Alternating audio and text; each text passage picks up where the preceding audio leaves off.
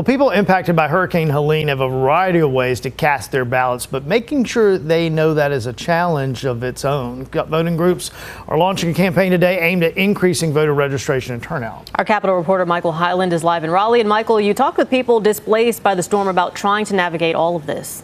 Right. There are more than 1 million registered voters in the counties impacted by Helene, many of them still struggling to get access to basic needs while trying to ensure that they can vote.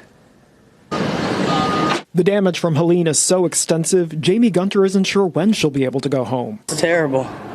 All the historic towns are gone. She's from Madison County, but staying in Durham. Back home, her ceilings are damaged and black mold is growing. There's people that they can't even get to right now still.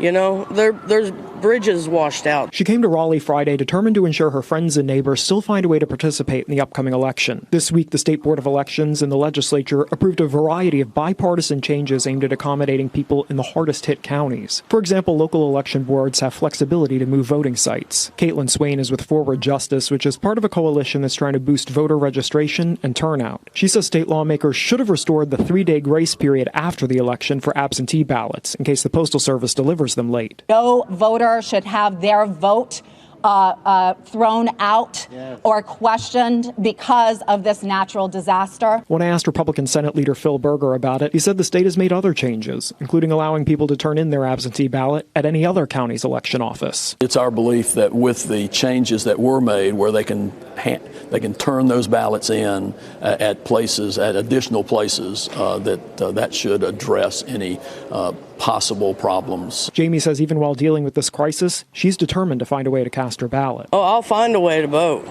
I will find a way to vote. While today is the regular voter registration deadline, people can still register and vote on the same day during early voting. That starts next week on Thursday and will happen in all 100 counties, including those impacted by Helene.